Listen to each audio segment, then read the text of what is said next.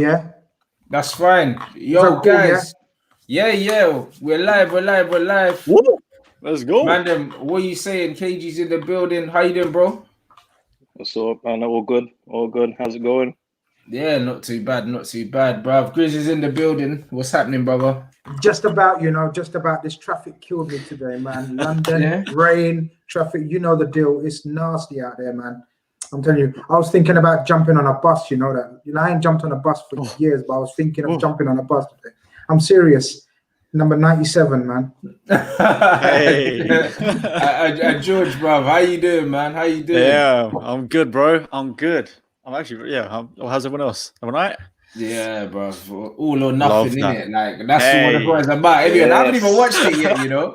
I haven't even watched it. You know what? I'm actually very happy with it because I was so worried it was just going to be a bunch of banter and like just I was going to be crying every episode, but no, they've started off pretty strong. So we'll see how it goes. I've heard that they're doing the impossible, bruv, like making your team look decent, bro. Which is fully. I mean, they skipped over everything with Poch in the first 20 minutes, so that was quite got past the pain really quickly. So rest of it has been sick so far.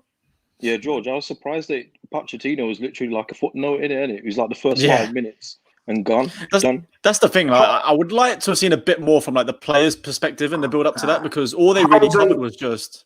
It's always going to be Jose. It's always going to be Jose. Jose is the reason. He's a superstar, isn't it? And he sold he sold the series. Definitely, it's all about Jose.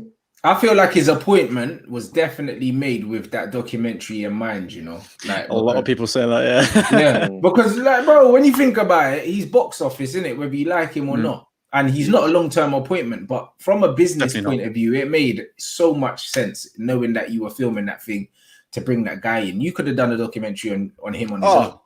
That's the thing. Like, I spoke to a couple guys that that work backstage at Spurs, and they were saying it was crazy. Just that even the difference in press conferences.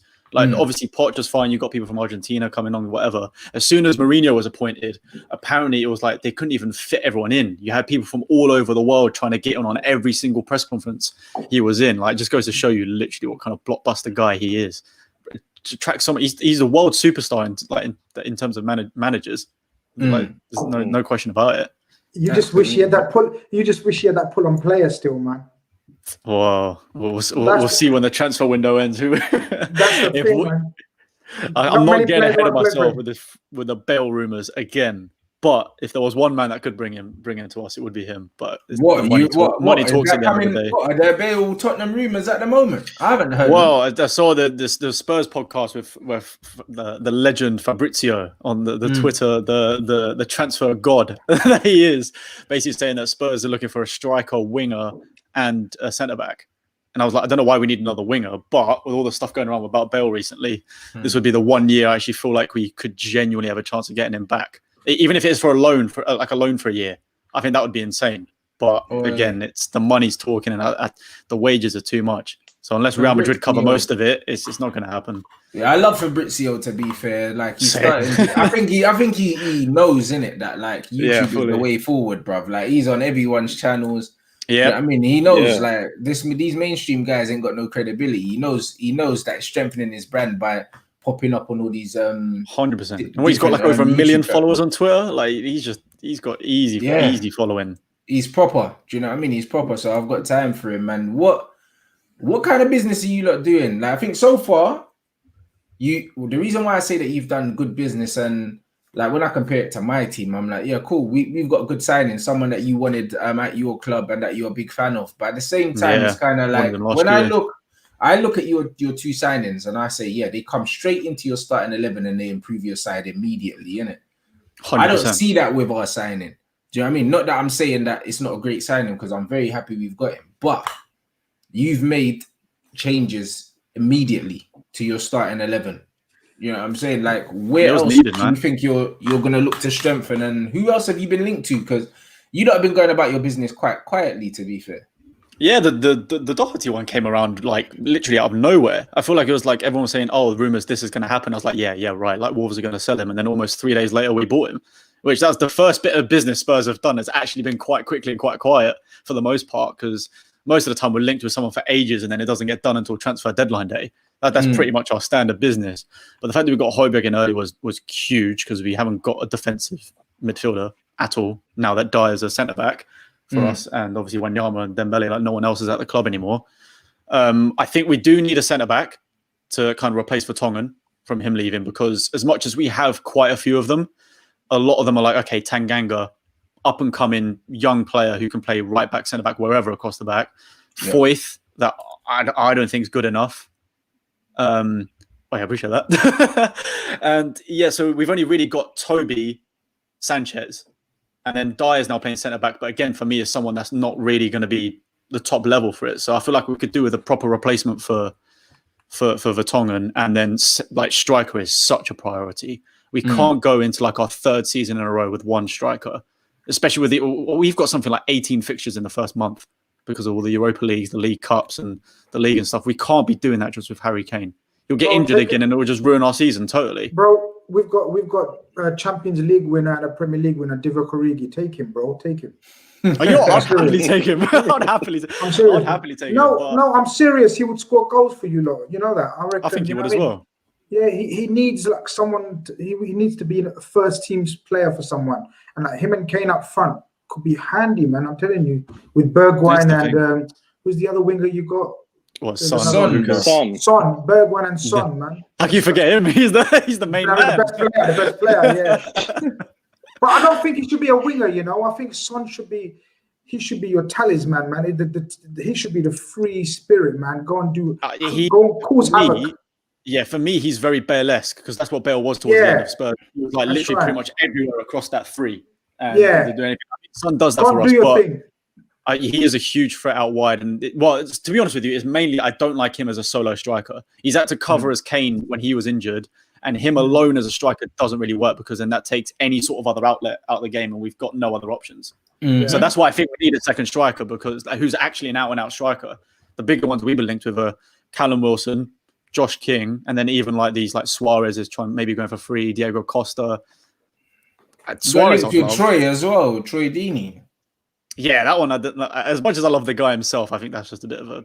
Yeah, I didn't know. I wouldn't be happy with him. I wouldn't be happy with him as like a option. Even like Callum Wilson and people like that, I'm a bit hesitant on, because as much as I think they're a good backup striker, at the end of the day, we really should be going for a striker that's being competitive with Kane as much as possible, because of, like I said, the amount of competitions we're in.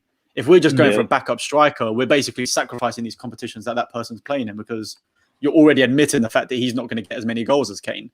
Yeah, so I think going for like a big name like Suarez or someone like that would be much more beneficial for us, really. But again, something like that happening, the wages would probably be way too high. So I don't know.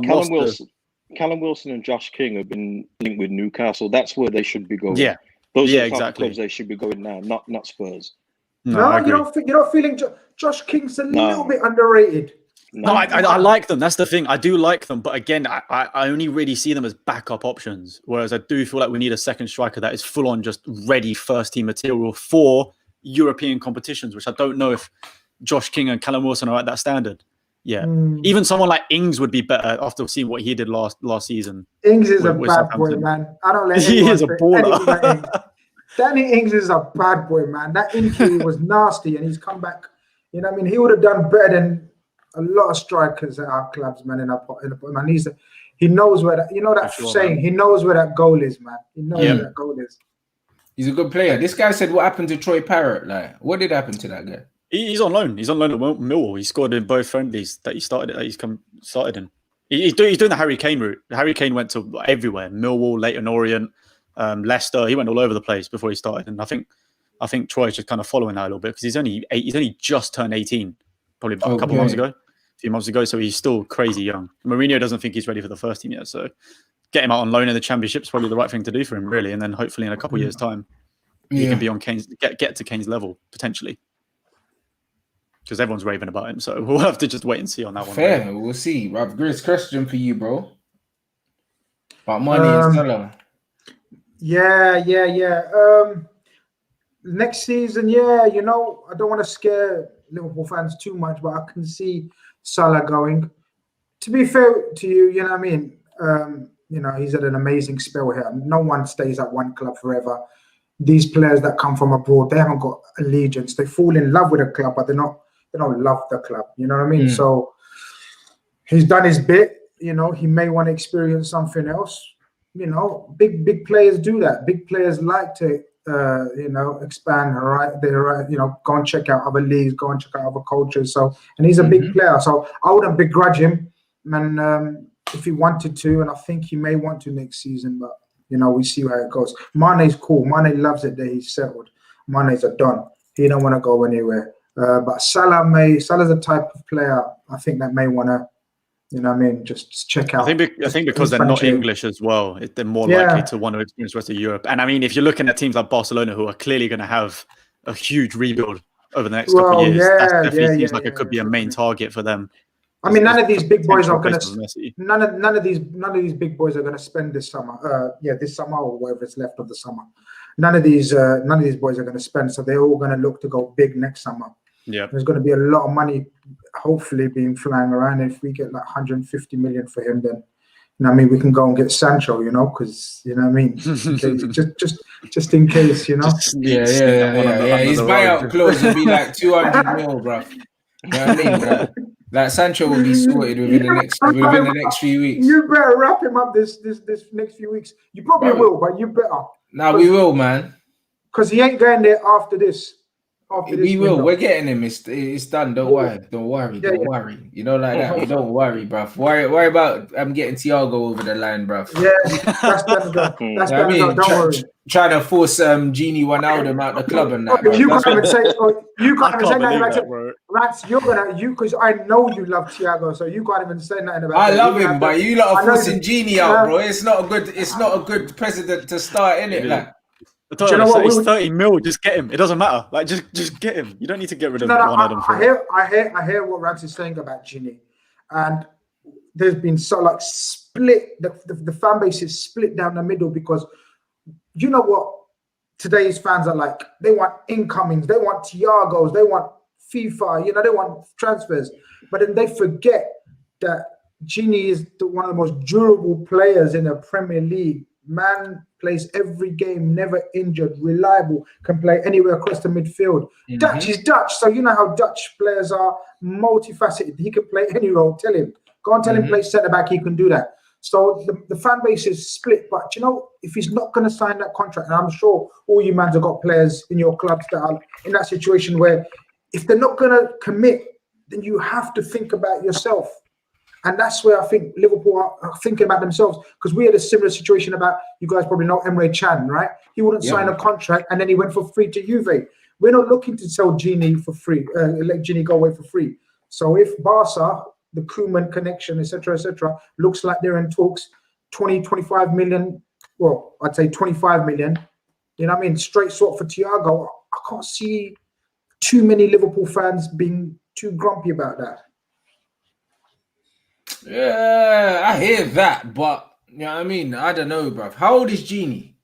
The same age, both 29, both 1 year left, both same price. And you're not going to tell me now that Thiago ain't a better player than Gini. No, listen, Thiago's clear, innit? But my thing is with Gini, like, he's versatile. He stays fit, something that the question mark over Thiago. Do you know what I mean? Yeah. And I think in terms of stylistically, the way he presses the ball and stuff like that, I think that he's a Klopp player, innit? So I think to get rid of him after winning the league, to replace him with someone that you don't know you're going to keep fit all season, there is definitely risk involved in it. But I think there is. I don't see why you can't afford Thiago anyway. He's not expensive. That's what I'm saying. Just won the league and the Champions League. 30 mil should be nothing for. Yeah, and that's a big debate about in terms of like why are we not releasing the funds? But listen, their philosophy has worked so far. You know what I mean? We can't argue it against it yet. But has it worked, or is it just because you've got the best manager in football? It's a combination, isn't it, Rants? It's a combination of everything. You can't just say it's just Klopp, because they're the mans that had an option of like Ancelotti or Klopp. So they chose wisely. Yeah, we've got to give it to them. You know, so it can't. We know, everyone knows, the coach is the end all and be like the main issue, the main advantage of a situation like this is Klopp. But you know, you can't take everything away from FSG, man. FSG have done some good shit. Look, every owner, all our owners, we know they're not perfect, but these guys have rectified the mistakes they made in the early years, man. So at the moment, the fan base is just waiting for October the 6th to see if our issues have been addressed. If they ain't, then I'm telling you, man, there's riots in the street. Not really, but you know what I'm saying. You know what I mean? I think that's my main concern for you guys. If you're not gonna at least add more quality to your squad compared to, obviously, you're seeing like Chelsea spending however much to improve their squad. Man, you have no doubt if you end up with like Sancho and whatever, and obviously we're addressing the areas that we need to, so on and so forth. Like you end up kind of, in my opinion, I think potentially falling behind, especially if like Man City end up with Messi or whoever. Like they've already strengthened.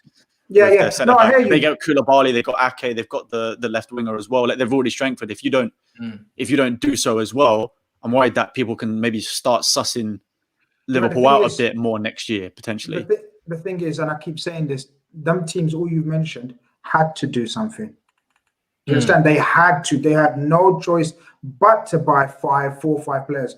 We needed a reserve left back. We got a reserve left back. We needed another centre back. We're going to get another centre back. And we needed creativity because people are saying, oh, they've been caught out. So Thiago, there's no more creative play in world football than Thiago. So if we can address the issues, there's not too much noise coming from me anyway. There may be from kids, but not from me.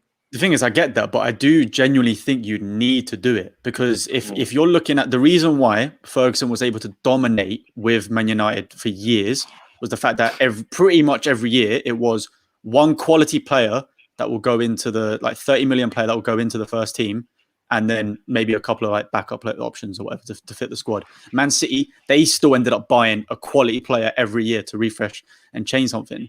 If, in my opinion, I feel like you need to do that. Otherwise, you're not going to necessarily have like a dominant period. I feel like brilliant Champions League, Premier League, very good era of Liverpool for those couple of years. But if you want it long term, you're going to have to constantly add like a quality player just to change things up. Otherwise, look what happened with Pochettino and Spurs. We had the same players for 6 years, didn't get anything, and the players got fed up of it and they stopped playing for Poch. I feel like that could potentially happen with Klopp as well. No matter how good he is as a manager, you need the quality every year to change the team. That's what I'm saying. We're going to get those 3 players. Like this left back is going to surprise a lot of people. And as I said, and I said, well, you probably know about him, but the guys that I chat to, my Greek friends, they say he's an animal. They say he's so good. But as you, and I agree with everything you said, you have to improve. You always have to improve. We didn't buy last season, but he knew the players would peak. Somehow you got to sometimes humble yourselves and realize that the coaches that are in charge of your teams know those players inside out, see them every day. So Klopp and Pep Linders must have known that last season, no, listen, I don't want no extra player. I've got a 20-man squad and I know they're going to peak this season and we go again next season. And fair play to them. Boy, did they peak last season. But you're right. But then you can't expect them to always play at that level, consistently, especially with the season being so short now. Like we've got the same amount of games in 1 month less. So we're going to need more quality players. And I 100% know that we're going to buy 2-3 more. Like everyone's buying 2-3 players. I don't think. You think so? Yeah. Boy, you're saying 2 and 3, boy. I'm optimistic. I'll be happy with just 1 more the way these guys are moving. You know what I mean? So I don't know about 2-3 more. I don't know who those 2-3 people are gonna be, my guy. Well, you got what's his name? Yeah, Van der Beek. And you got Sancho on board. That's 2. And I think you're gonna get a centre back, surely. Bro, I don't know about surely. You know what I mean? Like the market's a difficult market, bro. It's a difficult market, and I've got a tight club that don't want to spend money. You know what I mean? They've been negotiating for Sancho for so long. They're going to end up paying what Dortmund want anyway. They might as well have just given them the money. Listen, all 3 of us are the same. Only Kagey's teams, Leeds is looking to spend big money, bro. They're the ones that are coming up, and they're looking to spend big money. Bro, how you feeling about your transfers, bro? Because I'm not going to lie, you've got a player in the England squad. You said last time that you're confident that they're gonna finish in the top half of the table. I'd have to agree with that, probably. Yeah. Do you know what I mean? They've made some good signings, and the thing is, they're bringing in good players into an already settled good squad. So, like, I can only see them performing well. Yeah. That's it, man. The recruitment was key to me saying that they finish in the top half. So Rodrigo, I never saw that coming. We was told that we was going to get the cream of the championship players. So we're expecting like Ollie Watkins, you know, them kind of guys. But we got a Spanish international straight in, and he'll fit into the system that we play. We've been linked with Rodrigo de Paul from Fabrizio Romano too. I would love for that one to happen, man. That takes us to a whole new level for what we've got in our midfield. Just a creative source that he can pick a pass out of anywhere on that pitch. So if we can get him, I'll be well happy with that. We've been linked to a centre back. I'm not familiar with him, a young Croatian guy. I think his name's Gavardio. So again, we're looking to reinforce the areas what's needed. We also got that German international Robin Kochen as well. So we've got instead of paying over the odds for Ben White, and I would have loved Ben White again, because I've seen a few fans now slagging off Ben White because he hasn't come back. He wasn't his choice, but you can't just all of a sudden turn around and say he's crap just because he hasn't come back to the club. He's a good player, but it's that salty fans, isn't it? Yeah. All it is, it's that English tax in it that clubs over here have. They put extra M's on the player because they're English, and we just weren't going with it. So we've got a German international for like 13 million. You know, you can't argue with that. These are kind of players I thought we could get in our second year second year in the Premier League, but we've got them at the first help, and you know, Bielsa's a big part of that. Do you know what? How do you feel about Ben White? The Ben White situation.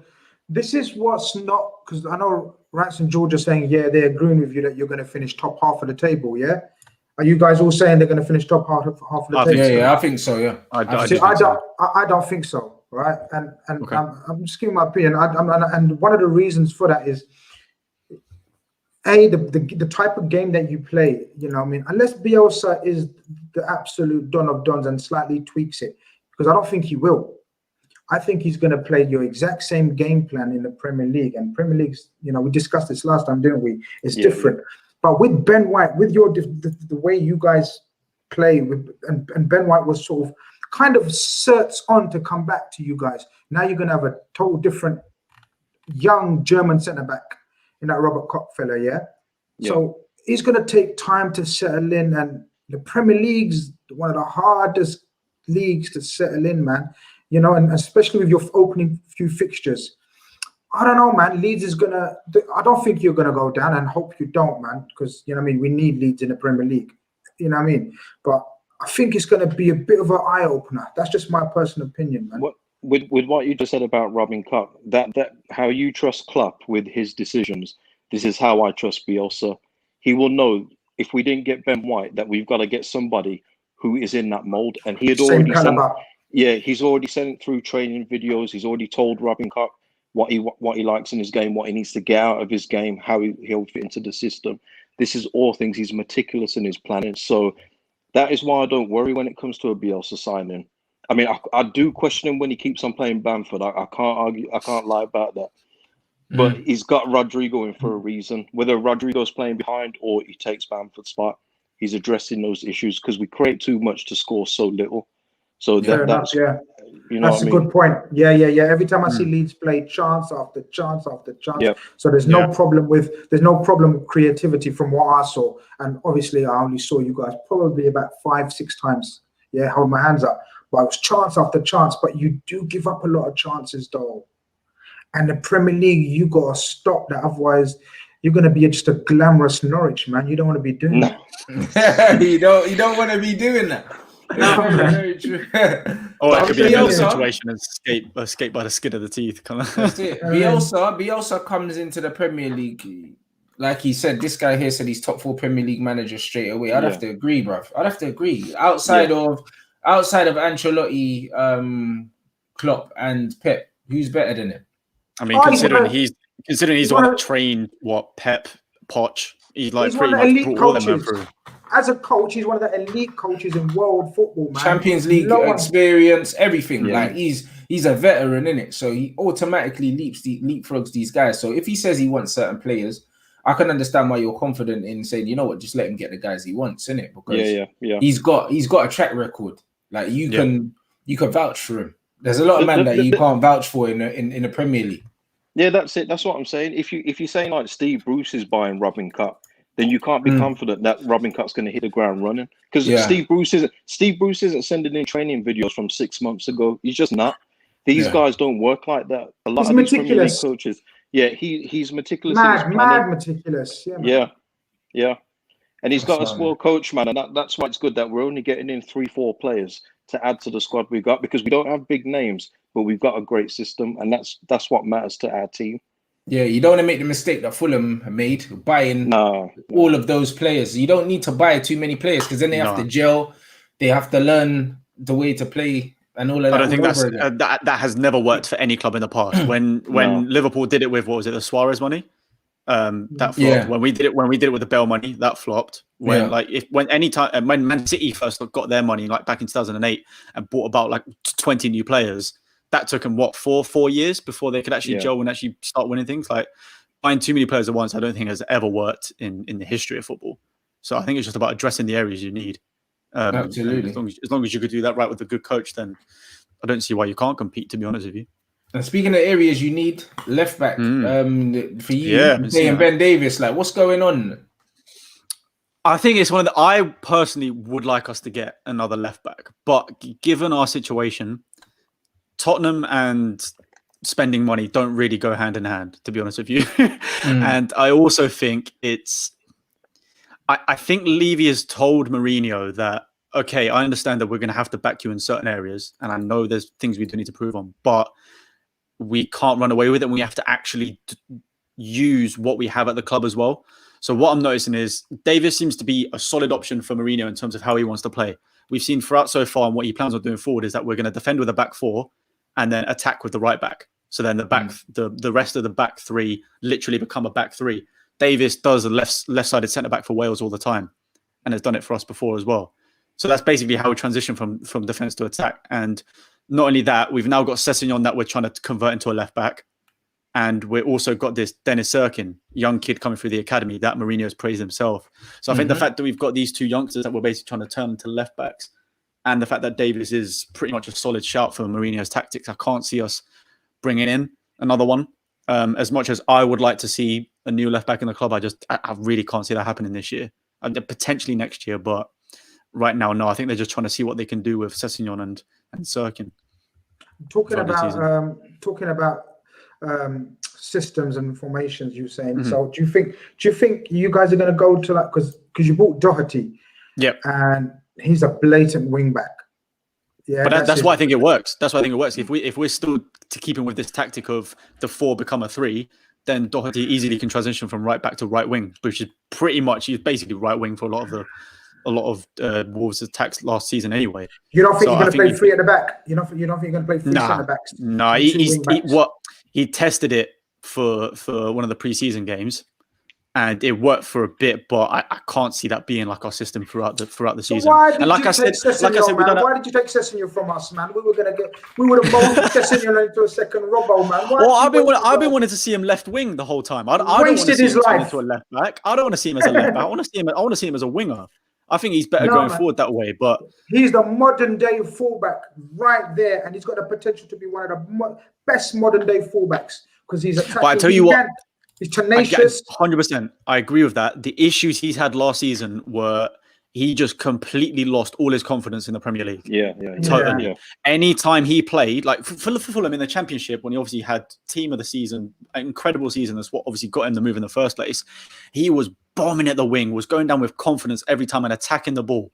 Anytime he's played in a Spurs shirt, obviously pre-season he's looked good, but I'm talking last season when proper competitive competitions when he played, he lost all that confidence. He would maybe run a bit down the wing and then just pass it backwards. He would never attack the fullback. He would never cut in and have a go himself. He just lost that confidence and was a bit. Maybe that was Jose instructions. But this is Poch as well. This was before that. This was Poch as well. Sorry, yeah. So throughout the whole time he's played last season, he just not had that confidence. When we played Bayern Munich away in the Champions League, he had it for the first half. He had that confidence. He was playing left wing and he got the goal. He got his debut goal in the Champions League, which looked great. Second half looked a bit tired, wasn't really running as much, and it kind of just went back to the usual. Right, I'm getting it, but I'm just going to pass it back to whoever's in the middle of the pitch. So I think for me, it's a big confidence thing for him. But he played left wing for us in the preseason, grabbed the goal, then like first goal as well, and looked a lot better. So I think if he can just grow his confidence as a player, I think he could be class. Yeah, going by the documentary anyway, Mourinho wants one of the wing backs to stay back while the other one bombs forward. So that will suit Doherty, because he is one of the best right backs in the league, man. I think people are discounting it because his name It's a is steal, Duckett. Nah. But he's 14 top mil, quality. 15 mil. It's a steal. He's been quality for years, yeah, man. Yeah, experienced player. Was he only 28 years old? Yeah. And like you said, like what created the second most chances behind Trent over the past 2 seasons, like across all competitions. It's a typical Mourinho signing, isn't it? Ready Yeah, to just I think it's going to come in and deliver. Straight in. Exactly. All of our signings so far, 28-year-old experienced right back, 25-year-old captain, has had Bayern Munich experience, one with Bayern Munich, and Joe Hart, who's obviously won the league with Man City. But Joe Hart's there to be a dressing room character. Yeah. He's there to compete for the second place in other competitions. But anytime, like, he's the only person I heard on that pitch for the whole preseason. Like, when I'm saying, like, he's commanding everything. And I feel like he's going to be a huge character. That Pierre Holberg is the ultimate Jose Mourinho player. You will not find a more Jose Mourinho player than him. That's a very 100%. Astute signing. Very astute signing. I think that all of our business so far has been smart. Very smart. We haven't gone for huge names. We haven't like that. We've gone very smart signings for what we need, but I do think we need a couple more of those. We need a very good striker, and I think just another competitive centre back, and I think we should be set. Yeah, and to answer the super chat, he's saying, do you think you should have kept Eriksen, bro? Not at all. Eriksen, ever since the Champions League final, when he openly said, I want to go somewhere else, the form was gone. He was not being anywhere near as creative or running as much as he should have been. And which is why I don't think Jose didn't start him once. I don't think when he came as management, and it shows why. And there's all these rumors about us wanting to get him back, and then people saying, "Would you take him for a swap deal for a Ndombele?" And I just had to laugh. I can't believe that people were suggesting that. No, I think I love Eriksen. Everything he's done, he was unreal. One of the best attacking mids in the Premier League during his peak, but it just was a very, very sour ending, and I don't think we should have kept him. It would have made it worse. Fair. You know what I'm saying, bro. So out of all of us, I don't know. I feel like Spurs they've done the best business so far. They've done the best business so far, man. Grizz, like you're saying, everyone's gonna sign 2 or 3 players, but I haven't seen you lot linked with anyone other than Thiago. Like, where do you think you need to strengthen? We needed to strengthen. Look, at the start of the season or at the start of the window, I would have said, and most sensible, rational Liverpool fans would have said, we need cover for Robbo. We got that in that Simicast guy from Olympiacos. Yeah. We need creativity. That's going to come with Thiago, and we need the bonus would have been a centre back, which we're going to get. We're going to get a centre back. It's not going to be a big name, but we're looking at Kabak from Schalke. We're looking at Ndicka from Frankfurt. We were linked with Ben White, but got out. You know, he signed a new contract. So we're looking centre back. So that would be nice. But you got to remember, the centre back we're looking for is hard to purchase because we're looking for someone blatantly to come in 4th choice. Now you try going to any young centre back and tell him, look, you're coming to Liverpool. Oh, mad, I'm going to Liverpool, but you're going to be behind Van Dijk, Gomez, and Matip, probably the three best centre backs in the Premier League, right? Arguably, yeah. So you're going to say you're coming 4th choice. It's hard. It's hard to get the right player at the right age, the right profile. You know what I mean? It's hard to convince someone to become 4th choice. And the forward, that's the dilemma. That's the big thing. We've been strongly linked with Ismail Assar from Watford. Well, I don't know what you guys think of him. Liverpool fans and Watford fans, obviously, but a lot of people rave about him. Now, I'm not 100 on him. Yeah? You're not 100 on him either, yeah? Okay. No, man. Look, apart from the 2 goals he scored against you, tell me what else this guy's done. Well, I just think he's a very tricky player because when he played against us, he was just very quick moving, very fast moving with his feet. That's the main thing with him. I think Robertson he gave him the hardest game. Robertson said he gave him the hardest game, but the composure will come. KG, he's still young. He's come from France. He was a bad boy at Rennes. You know, I'm telling you, I watched him at Rennes. Loads of people raved about him, and that was a clever signing from Watford. He's had no disrespect to Watford, but playing alongside them players, he's not gonna get loads of chances and create and look to especially playing under Pearson. You're looking to defend as a 4-4-2 and just play his game, not your game. You understand? Man like Klopp could change that because a lot of people compare him to Mane when Mane was raw. You know, and like Mane had the attributes though. He had the physical speed, the quick feet, as George says. This guy has got the attributes. Don't get me wrong, I'm not 100% sold on him, but I think for 30 million, 35 million, I would take that gamble. Right. It's just that at a club like Liverpool, I think you need a bit better than that. I think you need someone more finished now. Sarr can go to someone like Leeds and hopefully progress. That's where you're looking to progress, not an established club that's looking to build on what you've already done. No, that's a fair point. That's a fair point. A lot of people push that forward as well. That look, we need better than that. But it's difficult to get someone bad boy level and tell them you're going to be behind our front three. You understand? Especially if Divock stays as well. Apparently today is rumored that Brewster's going to stay as well. Now Brewster, so many clubs have asked about Brewster, but Klopp doesn't want him to go to any willing club. And I said it. I said Leeds will be a fantastic club for Brewster, but you know, Sheffield United would be a bad boy club for Brewster. You know, because I like the way Sheffield United play as well. You know, they've got a proper progressive coach. You know, young players need progressive coaches. They need to go. Bielsa is a progressive coach. You know, the Sheffield United manager, man, help me out, man. Chris Wilder. Wilder is a progressive coach. Young players in this country need to go to coaches that are going to progress them, not stagnate them like, you know, the Pearsons and your Bruces and whatnots, man. They're only in it for themselves. You know what I mean? They're not in it for the progression of the player, to coach the player to get better. So that's where, you know, I think someone like Sarr under Klopp could progress to become the next Mane, to become the next Salah, as opposed to going finding the current, the best players in the world now. It's not our policy. I would love it. Don't get me wrong. I would love it. I would love it if we were rivaling Sancho right now, but we're not. We're not going to spend money like that. That's the problem. I know, bro. All right, I'm gonna have to bounce, boys. I've got a kickball. I've got to secure my Spurs move before the end of the season. So appreciate for having me on. I'll definitely be on soon. Nice one, George. No problem, man. Good luck. Good luck with the rest of it, boys. Catch you in a bit, bro. Yeah, but that's what I'm saying, bro. Like, it's a mad one. You're saying that that's not your policy, yeah? It's mad. You've won a Champions League and a Premier League back to back, and guys, man's nitpicking out here. Like, that shouldn't be the case, bro. And the thing is, like I keep saying, with my team, the biggest fuck up was when we won the Premier League Champions League 2008.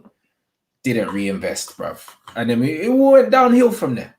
You know what I mean? And it's kind of like you're not really reinvesting and you're winning. And the thing is, I feel like if Klopp rides this till the wheels fall off, what's going to happen is you're going to get to a point where your players are going to be burnt out. They're either going to be disillusioned. And it's kind of like, if you don't reinvest, you're going to start falling down the pecking order because teams are investing in it. Like, there's only so much juice I think that Klopp can get out of these guys. Look, whatever happens, whether we buy 5 players, whether we buy 4 players, whether we buy 2 players, whether we don't buy, the gap will close. It has to. Yeah, it's natural, isn't it? The gap will close. We're not going to win the Premier League by 20 points and then 30 points with the rest of them at 40 points. The gap's going to close regardless. It's a matter of, we can't be, and I have this chat with Liverpool fans, we can't be looking at other people's business. We got to do what we need. We got to stick to our game plan. And our game plan says that we needed these 3-4 positions that we've discussed. Now, I'm sure you guys have all got positions in your teams that you think, yeah, if these are covered, regardless of the name and how much money we spend on covering them, we're calm. So, and I say, because imagine Minamino cost 50 million that we bought 6 months ago, right? Imagine Tsimikas cost 30 million. Our fans wouldn't be making this much row because, you know, it's just because we're smart and we bought one man for 7 million and the other for about 10 million. People are saying we're tight. We're not tight. We're smart. Yes, okay, they are a little bit tight, but you know they're allowed to be. They're business, but they're not playing though. The guys that you're bringing in, Minamino, I've seen very little of him. You know what I mean? So put him in your FPL team. That's what I'm saying to you, Doug. This year, I'm telling you, put him in your FPL. He's going to be hot, red hot this season. He's a fantastic player, but he came to like Kagey was saying, he come to Liverpool. You know what I mean? It's a whole different ball game, but through pre-season, he's been one of our best players so far. And I'm sure he's going to light up the Premier League. But the fact that he was 7 million, people are thinking, oh, man, what? Who? You know? But it's not always about how much you spend with Liverpool. It's all, you know, we've picked up bargains. And I bet all the guys that we speak to, I bet you all the clubs would love to have paid 30 million for a Mane, 30 million for a Salah, 30 million for a Gini. Yes, we went hard on Virgil van Dijk, but he's the best centre back in the world. We had to go hard on him. You know what I mean? So we know when to go hard and we know when to play it smart. At the moment, it's a balance. But you're right. I do understand what Rants is saying, though. It is a slight, delicate balance. But then again, that balance, who favors, sort of tips it in our favor is the coach. Yeah, so that's what we always got to ride with. That we got Klopp. It is the policy may not be perfect, but the manager is near perfect.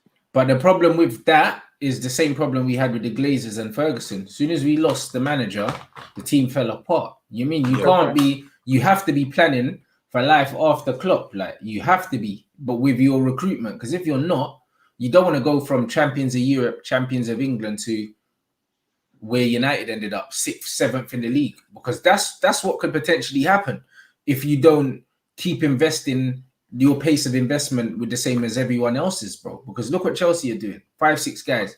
United will bring in Sancho, whatever. Do you know what I mean? Arsenal will bring in players. Man City will bring in players. And if you don't bring in players, it's going to get to the same with what happened with Poch as well at Tottenham. Like it becomes stale. It becomes stale, and then before you know it, instead of doing the old United way where you bring in a 30 million each year or something like that, when you're bringing in the little 5-6 millions, what will happen is you're going to get to a crossroads where you need to bring in about 6 or 7, 50, 60 million players because everything's become stale, bro. And at that point, your manager leaves and you have to start all over again, innit? So I think that was the difference between what Ferguson did well. We didn't have rebuilds under Ferguson. He was always building. Do you know what? It's funny that you make this point, yeah? I've got a podcast right after this, yeah? So every Liverpool fan tune into the FC Day Trippers at 10 p.m. And one of my guys has done a little homework on exactly what you were saying, Rants, about Man United under Ferguson and how he always just dipped 1-2 times in the transfer market. No major, but always kept it just 1 or 2 players, 20, 30 million, just to keep the players on the edge, the players on their, on their toes. They know no time to rest. And the biggest thing about him was he knew when to turf, man. Yeah. He knew exactly when to say, all right, enough, I don't care what your name is, who you are, your Kanchelskises, your Hughes, your Stams, your Inces, And this is what I'm saying to people about Gini. I know you was trying to cause trouble there with the Gini, yeah, but I got to trust Klopp with the Gini, man. Let him deal with Gini, because all great coaches have to make hard decisions. It's a hard decision to let Gini go, but I think it's the right decision. Yeah, Grizz, you're talking about refreshing the team. I mean, when you won the league, you guys were on holiday mode, yeah? You were celebrating, that's fine. But even in the Community Shield, you could see that there's just a little malaise there. I'm not saying it's going to last all season. I'm saying, though, that they could do with a couple new bodies in there just to freshen it up. That is it. No, I agree with you. I'm not sitting here saying no, we don't need nothing. I'm saying we do. But what I'm saying is our fan base needs to relax, because A, there's 4 weeks to go to the transfer market, and B, we got to stop looking at other clubs that are desperate to make that gap smaller. We're not. Yeah. We're looking to maintain and, just as you said, refresh. So refresh 2-3 players. If we don't get me wrong, Rants, if Rants invites me again and like near the end of the window and we ain't made no signings, I'm gonna be growling. I'm gonna be grizzly, pardon the bun. You understand? I'm not having it. But I don't think that's the case. Fair. Kagey, for you, are you worried about Rodrigo? Oh, the injury thing. No.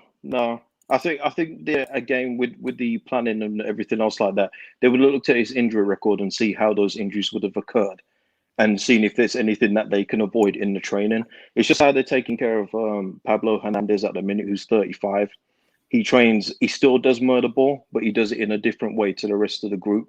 So I think they'll accommodate Rodrigo in his previous injury record. I'm not concerned about that.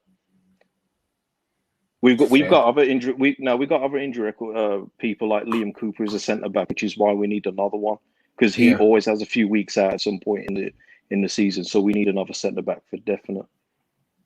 Oh, on top of the one that you got from Germany, yeah? Yeah. We need more Okay. than 2. I mean, we've got to get another one in because Liam Cooper is guaranteed an injury at some point this season. Okay.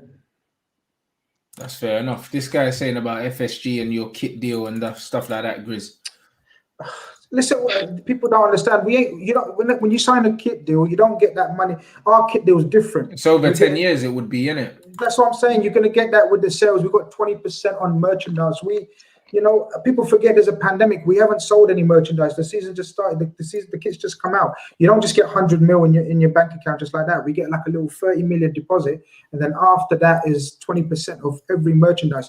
And look, don't get me wrong, that's a sick deal. It's one of the most outrageous deals because when Nike reps are going to be repping our kit like all around the world, the stars, you know, it's going to be a mad thing. What they're trying to do is make it a street label. You know, like how Kagey, you're wearing a New York Yankees cap. Yeah, you might not even know, you might not be a fan, but you wear it. Like I wasn't a fan. I used to don those caps years ago, right, in college, but I never knew what I was wearing. Do you get me? But it was a fashion statement. That's how they're trying to make the Liverpool thing. They're trying to make it a fashion statement. So, but that's a long-term thing. I heard of, you know, people had a frustration. Why haven't we got money? We have. We're just smart with it. There's a difference. Yeah, but is that conducive to success long-term though? This is the thing though. None of us have got a crystal ball, man. What can I say, man? You can talk about experience from the United point of view. I can talk about it from when we started mashing up, right, in the late 90s. So, you know what I mean? The thing about FSG, what keeps me a little bit on the positive side of the fence is they learn from their mistakes. They've made bare mistakes, but they always learn. So that's the only reason I stay on the positive side of the fence. But I hear you, many people are on the fence. Yeah, fair enough. Hey, just go into this comment that's on the screen now about Everton. I was going to mention them about their new business. This is how Everton should have been moving when they first took over. These are the kind of signings that they needed, but they needed the right coach. And the 3 that they're getting in, Alan, James Rodriguez, and who's the other one? Decore. That's the kind of players that they should have been signing for those 30 million fees and everything else like that. Not Iwobi, not Sigurdsson, not those guys. This is good from Everton. I'm impressed. Yeah, and we've got a top manager as well. You know what I mean? Yeah. So yeah, I think they could be. I don't think they'll challenge for top 4, but I think they'll definitely be pushing for a European spot next season. They need a new keeper still. Don't matter what they do in front, they need a new keeper. He's woeful. He's woeful. Do you know who they want? They want the United one, Romero. Oh, Romero. Yeah. That would be good if they got Sergio. That'd be good for them because Pickford is woeful, man. Worse. I mean, he's absolutely woeful. He's easily one of the worst in the league. Don't matter. He's an England international. Forget all of that tags and everything. He's terrible. He can't give any defenders in front of him any confidence. None. You know what I mean? How is England's number 1? Bro, it doesn't make sense, does it? It's pure absurdity, man. What's going on? How is he? When you got mans like Henderson, when you got mans like, what's the other, Pope? I think Pope's a fantastic keeper. You know, how is Pickford still being picked? I don't even think he's better than Ben Foster. I'm not gonna lie. Yeah. I rate Ben Foster, man. He's decent, solid. He's decent. Like, but they talk about Pickford. Yeah, but they talk about his distribution. I don't see what they see. Why do they always talk about his distribution?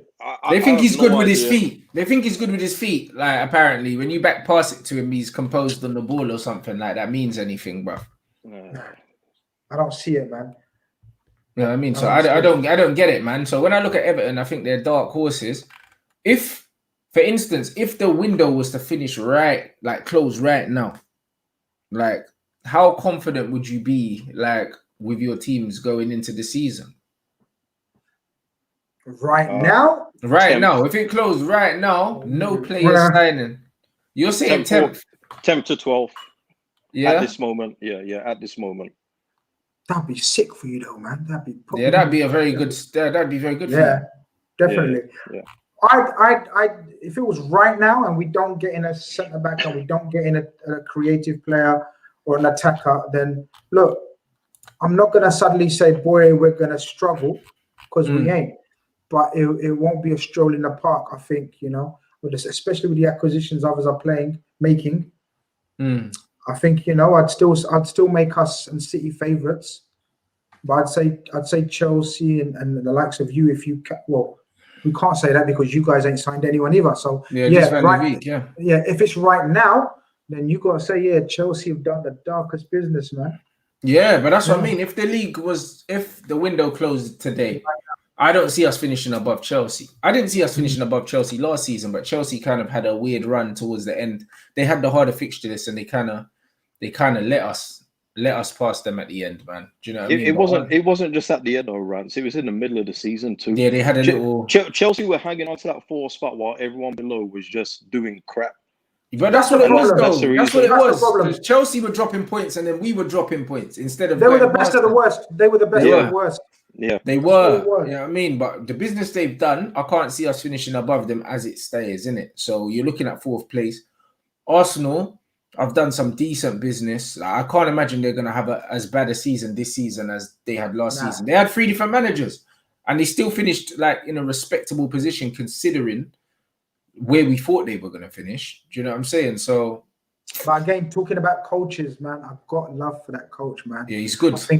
I think Arteta, you know, finally they've got a coach that knows the problems, that knows the issues, you know, and he's trying to address them. It's not easy because, again, we're talking about owners, and their owners are, you know what I mean, stupid as well, isn't it? But at the end of the day, you know what I mean, his coaching is very good from what we've seen so far, and the acquisitions they've made. I mean, if they get Partey, I've said that, I keep saying it to my Arsenal friends, but if they get Partey, man, I'm telling you, they could challenge for top 4. I know not many Arsenal fans think they can, but I think they could, you know, because Partey will make that much difference to them, adding to the players that they've already got and the acquisitions they've got, because they're going to turf out Socrates and Mustafi and them, man. You think so? You definitely think so, bro. And like with the signings they've made, with the team being able to play together, gel, etc., bro. I think that they could be a problem under the manager, because the one thing about Arteta is that like he's found something that just works for them, innit? Like he's playing a 3 at the back at the moment that he doesn't really want to play, but he knows he doesn't have the players to play a 4 at the back.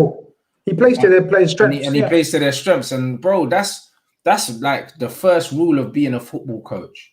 Just play to the strength of the players you have in it. It's all well and good having a philosophy and a way that you like to play, but if you don't have the players for it, you need to work something else out, innit? And he's come in.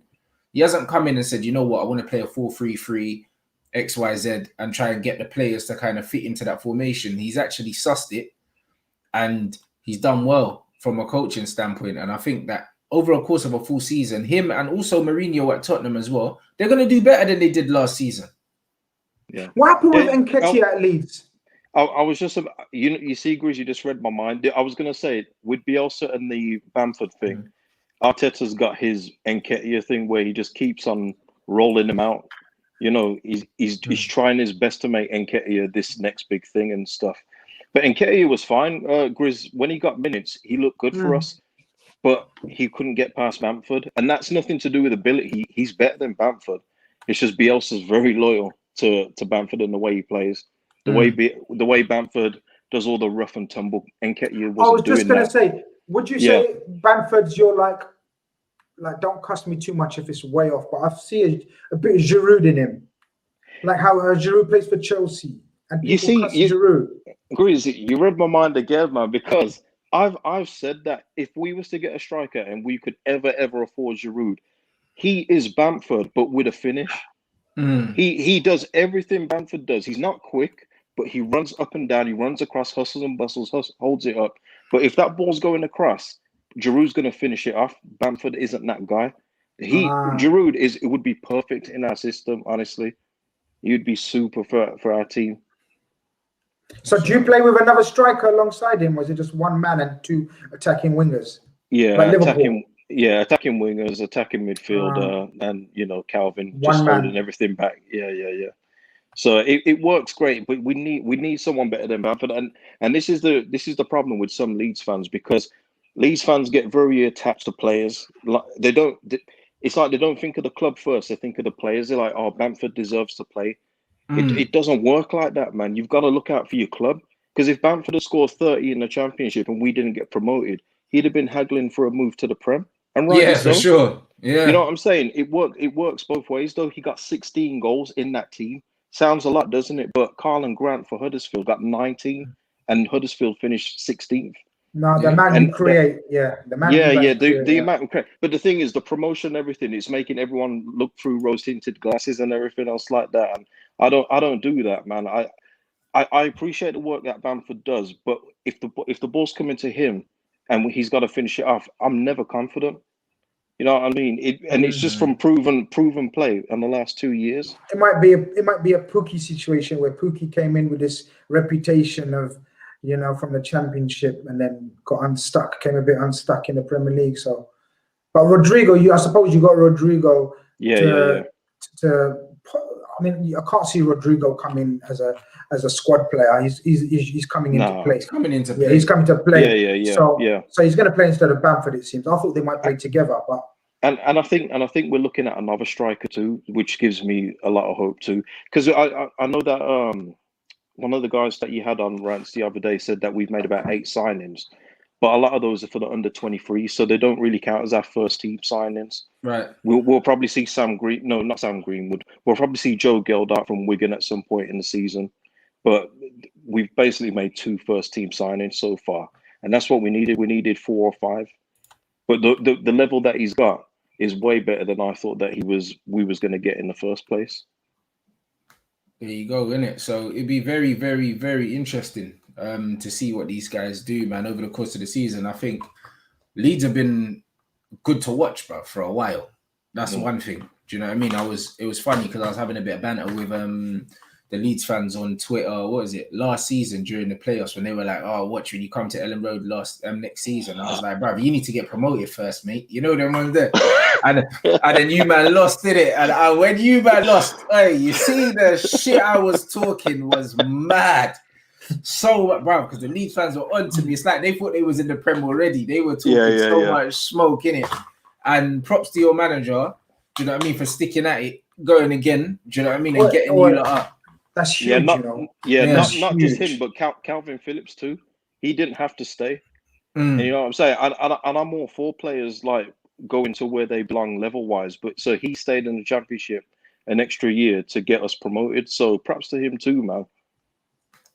Yeah, and New England international Calvin Phillips. Well deserved. That's mad, you know. That's mad. I'm happy for him and all that, but bruv, like when I'm seeing guys like Danny Mills, the bum, saying that Jack Grealish ain't good enough to play for England, stuff like that. But Calvin Phillips is there. My head's ringing a bit, you know them. I don't believe none of that stuff. The thing is, a lot of Leeds fans talk down Jack Grealish because in the Championship he threw himself around a little bit, but he was generally getting chopped up too. Proper. Yeah. So, but that doesn't discount his ability. I rate Jack Grealish highly as well because I used to see him play at Notts County when he was on loan there, and he like Dele Alli in League One. He was mashing it up, man. He was like too good for that league. Jack Grealish, and so I knew he was going to be where he is now, and he's one of the best. He's one of the best attacking midfielders that England have got, and it's not even close. Easy. Do you know what I mean? Statistically, only Kevin De Bruyne created more goal scoring opportunities in the Premier League, and people are questioning his credentials, bro. He's playing for Aston Villa. Like that's no mean feat. Even without the stats, Rants, the eye test tells you everything. The eye test tells you exactly what he's all about. But when you haven't got no strikers in front of you, what can you do? Yep, absolutely, bruv. And I think this guy's saying Arteta. I know you don't rate Oli, but would you have Arteta, bro? Realistically, that's not going to happen. But of course, I rate him as a coach. You know what I mean? There's not many very good coaches in the Premier League. Do you know what I mean? Everyone's got these managers. Like I told guys, like the days of the Harry Redknapp, those are over. You know what I mean? These guys that just get on with the players, hug everyone, whatever. Like, bruv, like we've got some real coaches in football now. We saw in the Champions League, all of these teams that play in so-called farmers leagues getting to the final stages, and they all had proper coaches. Like the days of having someone to hug players and that, like, bruv, that's gone. You know what I mean? Like, so, like I said with Lampard, like I said with Oli, unless these guys really turn into proper tacticians and learn something else, they're gonna get their pants pulled down, innit? Because you've got managers like like the Leeds manager, like the Southampton manager, like Klopp, like Ancelotti, like Pep, bro. Like there's proper coaches. Like you don't get away with just like patting guys on the back now and telling them they're the best in the world. It's not good enough no more. You know what I mean? Like it's a proper tactical game now. That's the thing about Bielsa, you know, that's why I'm intrigued. I'm absolutely intrigued to see how he goes on, honestly, because he's fascinating. Everything about him, you know, when you read about him, you know, how methodical he is about every little, you know, tactical point. He studies opposition, studies on, you know, and it's fascinating how he's going to get on. And you got to remember, you know, he's coming into a league where there's still some dons in there. All right, we've talked about the rubbish, but there's still, as Rants says, Ancelotti, Jose, Pep, Klopp, Bielsa. There's going to be, you know, it's going to be fascinating, man. And you got to remember, guys like the Sheffield United one and Arteta. Chris Wilder. Nah, man, I can't remember these names, man. I'm going to call him Simon or something, man. But these, you got to remember, these coaches are going to be always learning as well off these dons, you know what I mean? So, you know, the standard has to improve, should improve, you know. But and we got to get rid of all the old dinosaurs, man. The ones he's mentioned, man. You don't want to, you know, how Steve Bruce still managing a club like Newcastle, man. I feel for them fans, man. Honestly, I do. Steve Bruce is a dinosaur, isn't it? But it's worked out for him so far. Do you know what I mean? But he's got a ceiling and it's not very high. Do you know what I mean? This is it. Though. It's worked out for him because he's doing enough for himself. You know, he's not progressing. I know his hands are tired and all that, but sometimes you can see, and I'm not talking about sort of, I don't expect Newcastle to be, you know, fighting for Champions League and European and Europa Leagues, whatever, but you can always see an imprint of a culture on a team and how they play football. You watch Newcastle, man, it's so, you know, they've got some good players, but he won't let them play. You know what I mean? Can you imagine how good St. Maximin would be with a better coach? With someone just to tell him when to release it. Well, you know, he needs to be coached. He needs to be coached because he's got all the ability, but his final decision making is poor. He's doing the same shit. He's doing the same shit. The ball always seems to fizz across the goal line and out. He needs to know when to release the ball and when to pass it and stuff like that. It's not fair that he got Joel Linton as a striker, guaranteed, but he does need some coaching, man. Oh shit! What is that guy? It's true. When you look at it's the same with like Adama. Like you're starting to notice with Adama, his final ball is improving. Yeah. Why? Because being coached. Do you know what I mean? Because if he was with a manager like Steve Bruce that said, "Oh, go out there, have fun, mate," he would still be doing the same crap that he was doing when he came into the league. He's had those managers though, Rants. He's had those guys like Gary Monk, all these guys at Middlesbrough, etc., just to say, "Hey, go and do your thing, run," and then no final product. Yeah, but see how he's being played a variety of positions. So 1 week, 1 week he'll be playing behind Jimenez. Next week he'll be playing left wing, then right wing back. That's all part of a young player's development, man. And he's being coached, you can tell, because he was pure, you know, he was pure Walcott on steroids, isn't it? He was straight line running, just tap the ball and running. But now you can see a slight variety to his game. And it will come more. He's another one Klopp likes as well, by the way. But we're not paying, trying to kind of the money that they want. But yeah, we like Traore as well. Can you imagine Traore LFC under Klopp? No thanks. Lord have mercy. That's it. Havertz, they're saying Havertz is signed, brother, before you wrap up. Is that official? Is that official? Because Havertz is signed for the last week, blood, I've been seeing. You know what I'm saying? But I haven't seen I ain't seen no gold bar nowhere. Do you know what I'm saying? Has he actually signed now? Yeah. I think it was I think it's official today. I saw it on that gold bar thing. Well, let's see what Lampard can do. See, this guy's saying Rants that they haven't confirmed it. That's what I'm saying. You man are doing too much, bro. But that's what I mean. Man are saying that. But listen, we know it's gonna happen, innit? Like, what do you lot make of Kai Havertz before you wrap up, man? Sorry, now I'm just gonna say, man, good baller, someone that will obviously fit in that Chelsea system. You know, their attacking options are disgusting, man. When that one gets done, Horrid. So this is going to be on Lampard now. Let's see what he does now. He's got all the tools. No more excuses. No more built-in excuses. He spent the money. Let's see what happens now.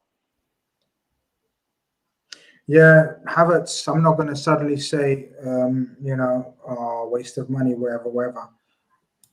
I still think Werner will have more of an impact. I know Havertz is the more classier player in terms of his touch, something about him, his vision, okay. But I think this league is made for Werner. Sometimes you get players that certain styles are made for. Yeah. So I think Werner is going to. He's more suited to the Premier League, I think. Yeah. Yeah, Havertz is a baller. Havertz would have done. Havertz is going to do well. I don't think he's going to do as well as Werner, though. That's my early season prediction, man. But these predictions go anywhere. So this is it. Like I was saying, yeah, I don't think Roman Abramovich spends that amount of money, yeah, to just finish in the top 4. I think he's going to want to compete for the league. Other Chelsea fans are saying, "Oh no, Lampard's going to be given time." This and that, but I don't think so, innit? You see them Russians, them man are not emotional beings, bruv. They don't give a shit. You know what I mean? They don't care that Lampard is a club legend and that. This guy sacked Jose twice. You know the ones there, like, so I don't think just because it's Frank Lampard, it's gonna be a thing where, oh yeah, we spent however much money, yeah, take your time, mate, like learn the game. He's never been like that. I expect them to challenge for the league. Playtime's over for Lampard. Yeah. Playtime is definitely over now. Literally, bro. Thiago Silva, like Kai Havertz. Do you know what I mean? Flipping Ziyech. Like 50 million on the left back too. And 50 million on Chilwell. So, like he's got the targets he's wanted as well. It's not like he's been picking up cast-offs or, do you know what I mean? They're plugging gaps. This guy's getting his first choice players, So there can't be any excuses for Lampard. People were saying, yeah, cool. He's got Sarri's players. There was all the excuses for him last season. All the excuses for why he didn't win nothing and he finished below us. Do you know what? There's no excuses now. Do you know what? It's going to be intriguing. We've just talked up this Premier League, man. We've made it exciting because Leeds, Chelsea. It's going to be if Liverpool, Tottenham, people are catching up to Liverpool, Man City. They're still going to make inroads into the transfer market. So I think we're looking for a good season, man. Suddenly, I know the crowd thing and everything is a bit, people are not looking forward to it because of the crowd situation. Yeah. But there's some big stars coming into this league, man. It's like the excitement's coming back. And also on the other teams like Crystal Palace, as long as he doesn't turn Eze into a defensive midfielder, he's going to be exciting for the Premier League too, man. Eze's he's unreal, and I'm so glad the recruitment has got better this season in the Premier League because it's been non-existent the last couple of years. Teams haven't been recruiting well, and that's why the league quality has dropped so much. But they're starting to understand now. You can get top players from the Championship and integrate them into your teams in the Premier League. And Eze is another one of those. And I think Karlan Grant is also coming up as well. I think West Brom are linked with him. It's all better for the league. It's just like Messi. He won't be coming to Leeds, but I want to see him in the Premier League because I want the league to be. I want it to have the full quality like it did in like a 99, 2000, 2000, 2001. You want to see the best players play. That's how you get the best league. Absolutely. You know what I mean? And Eze's a baller, bro. I'm looking forward to seeing him because it's funny because when I heard that he was for sale, I was thinking, who's gonna buy him? Who's gonna buy him? But it's good. What has anyone heard about what's his name? At Brentford as well, Ben Rama or something. That's gone quiet, isn't it? Yeah. I think he's been linked with Arsenal. Yeah, Chelsea, Arsenal wanted him, but I think that Ollie Watkins. I think he's near enough done to Aston Villa. Yeah. Apparently he's a baller as well. I haven't seen him much of him. But he's a good finisher, man. Again, he's another one where a team like Crystal Palace 2-3 years ago could have done with that instead of keep on trying to roll out Benteke every year. You know what I mean? The only reason he came on my radar was because Aston Villa put in a bid for Divock Origi, but it was 17 million shambolic bid. So, and then apparently they turned their attentions to Ollie Watkins. So that's where I heard about him. And everyone was saying he's a bad boy in the Championship. You see, even Villa again, they've addressed their right back situation. They haven't thought about giving out what's his name again, El Mohammadi. I mean, he should have been replaced a while ago. They've bought in Matty Cash, who again is another top Championship player. teams are starting to understand what they need to do now, and it's only going to be better for the Premier League. Yeah, football is a system game now. It's a system game. You don't need to bring in 50, 60 million pound players anymore. No. I think Klopp showed you that. Do you know what I mean? Where's that Ezzy play? The one that you guys were talking about? Yeah. Where does he play? What position? Centrally or after left.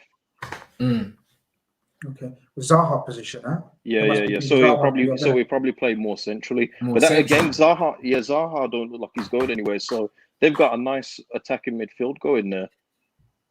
They have, man. They've got a good balance, bro. This Premier League season is going to be good, man. I think so, man. I think we've given it a little hype, today. You guys have hyped me up as well, because I was thinking, this is going to be a stroll, man. This is going to be another stroll, man. We're going to be like, by Christmas, I'm going to be looking at you lot and laughing. But you guys have saying something to me, man. Okay. Nah, this Premier League season is going to be good, bro. It's going to be good. It's going to be a few surprises. 100%. There's going to be a few surprises. I think that Chelsea, with all the pressure on them, do I expect them to do as well as they're supposed to do? I'm not sure, innit? We're old enough to have seen when Chelsea first got money, started buying loads of players, and it didn't go how it was meant to go. Shevchenko came in, he flopped. Like, loads of guys are coming and flopped. A lot of their strikers they brought in have come in and flopped, to be fair. They've had more duds than, do you know what I mean? They had, Diego Costa and Didier Drogba. Apart from them two, Abramovich era, bruv. Like, what strikers have they brought in that really bang? Anelka did all right. Anelka done all right, but we already knew what Anelka could do from Arsenal. You know what I mean? Yeah. From Arsenal, from Real Madrid and that. But the Adrian Mutus, even the Crespo didn't. Crespo, man. That hurt me, man, because Crespo was my guy. Do you know what I'm saying? Loved him at Parma, man. So it'd be and then they spent all that money on the Spanish youth only the other day and he died. Morata. So, like, bro, when you look at it, it's like Chelsea have done some good business on paper. Yeah, don't forget Fernando Torres. Oh, Torres as well. But paper don't win you games, bruv. Paper don't win you games. I tell man, the paper don't play football, innit? So just because it looks like good business on paper, what does that mean? The manager's still got to get them all gelling. The manager's got to get them playing all together. Also, he's got to keep the players happy that thought maybe they were going to play this season that are now not going to play. All this talk of Lampard bringing through youth, nurturing and all of this now. And now all of these players like the Loftus-Cheeks, like the Callum Hudson-Odois, they're not playing now.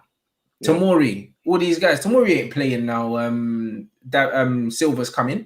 Nah, take a seat. That's another thing as well about Tomori. I don't know what's going on there, but he's better than Christensen. I think so. And easy. The thing is, Zuma gets a lot of flack and everything at Chelsea, but Christensen has been just as bad, if not worse. It's just that he doesn't look as clumsy as Zuma. Yeah. You know what I mean? Christensen's got away with a lot. Bruv, he is. He's one of them players, though. He's one of them players that looks like he's got it under control even when he doesn't, innit? Whereas Zuma just looks erratic. That's what it is. So because of that, like Zuma just, it looks worse, innit? But it's the same. And that's what it is with football, innit? Like a lot of the time in football, it's what it looks like with certain players. It appears to be mad. It's just like Wan-Bissaka at our club. When he's on the ball, it looks mad clumsy, but it's effective. You know what I mean? Like when you look at his numbers compared to a Luke Shaw looks better on the ball, but Wan-Bissaka's got way more assists than him. Do you know what I mean? So it's kind of like sometimes what it looks like can suck you in. Do you know what I mean? I think that Tomori's a good player. Rants, funny thing about Luke Shaw, you'd get your wish if Bielsa was your manager, because he wouldn't play under Bielsa because of his body type. Not even saying Luke Shaw's like fat, but he's got more fat than Bielsa would like. Yeah, I've heard Bielsa he has his players have to weigh between a certain thing and everything. He's proper meticulous, bro. It's true. You know how you see new players come in and they're on the bench or starting a new team? We're waiting sometimes 3-4 weeks for a player to make their debut because they're not up to his fitness standards. It's that serious with him. Yeah. Oh, and I don't know how much time we got left, but I want to talk about those reactionary pundits. And one that hasn't been mentioned is Paul Merson. He's the worst, right? Listen, one week he said Jordan Pickford was nailed on #1 for what he did in the previous World Cup, etc. The week after another Pickford blunder, he says, "Oh, it's up in the air, Jeff. It's between Henderson, Pope, and Pickford." Literally 1 week. You can change your opinion, but a week. And he's also one of those guys where if a team wins 5 in a row, they're the best team in the Premier League ever. Yeah. But as soon as they lose, they're in trouble. You know what I mean? Bruv. He's one of the worst reactionary pundits ever. Oh, but most of them are, bro. This is the Yeah. thing, though. Like, I think, you know what it is? I think it's a combination of incompetence, yeah, and also the fact that a lot of these pundits now know that if they say something outlandish, they're gonna trend on Twitter. Like, I think they know it now. I think they're playing up to it now, bruv. Like obviously with people like O'Hara, like, I don't know, I'm torn in it because I do genuinely believe he's as unintelligent as he comes across. So because of that, yeah, I don't feel like he's pretending in it. But there's some guys where you know that they're playing up to it, bro. Danny Mills, can we just end this stream on Danny Mills and all agree that he's the pits? Look, I know you said Paul Merson. No, I know you said Paul Merson, right? No problem. But Paul Merson's, let's just give him a bit of credit that he was a bad boy player.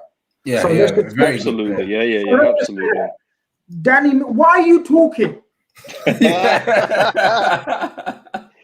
Oi, he wasn't even better than Gary Kelly. He wasn't even better. Well, Gary Kelly was a bad boy. I mean? Gary Kelly was a proper fullback. Yeah. Danny Mills, I just know him famous for being headbutting the walls like the nutmeg by Henry is the highlight of his career. Yeah, that's it. Literally. The highlight of his career, he got mugged off, bro. Like, when I see that, and you know what it is with these guys, what I don't like? Why make it personal, bro? Why make it personal? When you're saying certain players aren't good enough, are you aware of the career that you had, bro? Like, you know what I'm saying? You know, some of these men lose their mind. Just say that, you know what, I think there's players more deserving of a call-up or something. Cool, keep it respectable. But when you're saying, hold on, he's not good enough, I'm like, well, hold on. Like, based on what? Based on what? On your career, bruv. Yeah. You know, that you're a side man. He wasn't in an era where England had loads of top right backs, bro. It was Gary Neville and then take your pick, bro. And he couldn't get nowhere near that England squad. Nasty. When he talks, it's nasty. Yeah. Honestly, I can't stand him. There is a lot of these guys. It's a lot of agenda-driven content that we're seeing at the moment coming out of these radio stations. For real, a lot of them, bro. Do you know what I'm saying? And it's almost, I feel like they're trolling us. I feel like they're trolling us at this point, bro. Well, do you know what I mean? Because it's every day, bro. Yeah. It's like Jim White just today actually is doing something with the West Ham fans, you know, saying why West Ham fans don't back their team, back the owners, etc. I mean, but Jim White's friends with the he's friends with the West Ham owners, so he's going to take that view of back the owners. The West Ham fans are well within their right. Listen, West Ham are about to sell Diangana. I don't know why, but he was another one who was a top performer in the Championship last year. And I said to a West Ham fan, actually, I said, if Diangana was actually at West Brom and had the season he had, you would actually be trying to sign him now. So, but you've got him, but you're going to sell him. And I think they've accepted 3 bids in the Premier League for him. And I don't get why. I don't know. I haven't looked into that deep. But he's a player that West Ham should be keeping. And it was only last week, Achillea, he's been struggling in the Premier League for them, right? He has. He said that as long as Diangana's here and setting me up like that when he scored a hat-trick in pre-season, he'll be happy. And like a week later, they've accepted the bid for him. It don't make no sense. And West Ham fans have got a right to question that. But Jim White says they don't have no right, but he's talking as the owner's friend. No. Yeah, well, of course. But this is the problem. Like, there's too many conflicts of interest in it, bro. And that's why people come to YouTube. That's why people come to YouTube at the end of the day. Because a lot of these guys, there's no credibility there anymore. There's none in it, unfortunately. When if he's friends with the managers or the owners, he's going to say that. But the bottom line is West Ham are not a small football club. Yeah. There's no way that West Ham no one can say that West Ham are being ran well. They shouldn't be in the mix for relegation and them things there, bro. They shouldn't. Yeah. I mean, they haven't invested well in a very long time. Do you know what I mean? We don't know what the structure is. I think it's well known that a lot of their fans aren't happy with the owners. It's the same with Newcastle. You can't say to Newcastle fans, you know what, guys? It's not that bad. Look where you finished in the league, bro. Like, they still got a major problem. Yeah. So when you go to TalkSport and you expect to get an objective opinion from them guys, bro, like, no chance. Yeah, and that's it. YouTube is the place to be now, man. It's the place to go. Just like with you and Turkish, you know, Turkish. I like Turkish a lot because he's not reactionary like some of the other people on AFTV. He'll stick with his opinion. You know, if Mustafi hasn't been good, just because Mustafi's had 2-3 good games, Turkish isn't going to go, we should keep him. He's going to go, no, he should still be sold. Whereas others get swayed by 2 or 3 good games. But Turkish, he'll stick to his guns, man. I respect that. Yeah, a lot of these guys are reactionary, innit? And I think a lot of football fans are reactionary, and these pundits are reactionary. And the reason why these pundits can be reactionary is because ultimately these guys don't watch these football matches. If they're not getting paid to be in the studio, do you think these men are sitting watching your club? Nah, no chance. No chance. Do you know what I mean? You think Jamie O'Hara's sitting there watching Liverpool, Leeds, and United in his spare time? No chance. They don't put the work in. You know why foreign pundits? You know why viewers love watching like the European football show on BT Sport? You know where they got them that Horncastle, James Horncastle, Club 2020. Yeah, they put in the effort. Yeah, they put in the effort. These guys watch games and put in the homework and study. You know, they know football. They watch football. You know, they speak football. These guys, you know what I mean? It's pure reactionary, innit? It's like whatever's in the paper. They literally just read off whatever's in the sun or a mirror, and they just read it off a script. It's rubbish. There's no analysis, man. But this is it. They're not proper football people, man. Just because they're ex-players, that don't mean they're football people. And we're seeing that. And the ex-players of the clubs, the foreign ex-players, are showing them up. You know what I mean? If I want to get good commentary from my club, I have to wait for flipping Robin van Persie to turn up most of the time, because you got all these other guys talking rubbish trying to protect their mates, or they just ain't got a bloody clue what they're talking about. Like even Carragher talks more sense about my club than Gary Neville does. Do you know what I mean? It's just like the whole thing's a joke to me. So I don't really know, bruv. Like the whole mainstream thing, at least we don't have to rely on them, innit? Like at this point, it's a wind up. Like even he's saying Owen Hargreaves another one. Do you know what I mean? Again, like these guys can be objective. And again, when you've got a Bayern Munich education and football, like you see football a certain way. You know what I mean? And that's what it is. So a lot of these guys, cool, they were our heroes growing up here, but they ain't got a flipping clue, mate. You know what I mean? I say it all the time. Like United had the greatest manager in the history of what, the Premier League, English football, whatever you want to call it. And how many good managers has he produced out of that crop? Guys, I'm gonna have to chat as well, man. My stomach's talking to me. When my stomach talks, I don't talk to anybody else. You understand? That's fair. That's a good point to wrap. It's a good point to wrap up. It's a good point to wrap up on, bruv. But it's been good. Big up you lot, man. You lot, make sure you follow the guys as well. Smash the like button. Good interactive show. Do you know what I'm saying? No, we'll definitely be back, man. The feedback's been very good, bruv. So yeah, we'll catch you lot in a bit. Big up for watching. The ads at the bottom. You know what to do.